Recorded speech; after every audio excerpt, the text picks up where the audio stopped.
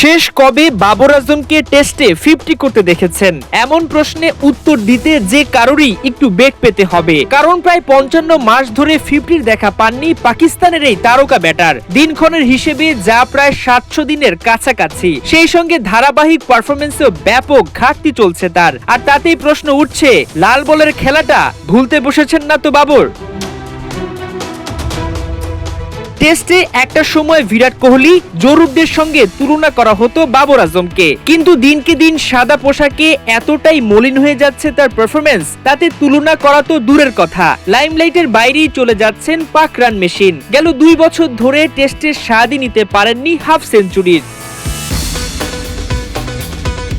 সবশেষ 2022 সালে ব্যাটে 50 পাওয়া বাবর চলতি মাস পর্যন্ত খেলেছেন 9টি টেস্ট, যেখানে 16 ইনিংসে মাত্র 21.68 গড়ে তার খাতায় মোটে 347 রান। একটা সময় টেস্টে ব্যাটারদের র্যাঙ্কিং এ ছিলেন টপ 10 এর মধ্যে, কিন্তু নিজেকে হারিয়ে ফেলা এ ব্যাটার এখন টেবিলের 12তে করছেন অবস্থান। নিশ্চয়ই বুঝতে বাকি থাকে না সাদা পোশাকে তার অবনতি।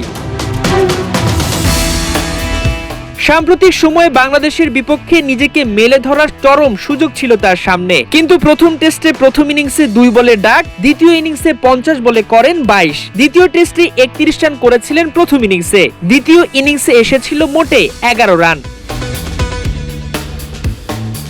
শুধু বাংলাদেশের বিপক্ষে নয়, নিজের সবশেষ 6 ম্যাচও বেশ অফ ফর্মে কাটিয়েছেন বাবর। 11 ইনিংসে মাত্র 20 গড়ে করেছেন 220 রান। এমন পারফরমেন্সে তার উপর যেমন হতাশ টিম ম্যানেজমেন্ট, তেমনি এই পারফরমেন্স ভুলে যেতে চাইবেন তিনি। এরই মধ্যে নিজের ব্যাটিং এ আরো মনোযোগী হতে ছেড়েছেন টি-20 ও ওয়ানডেতে অধিনায়কত্ব।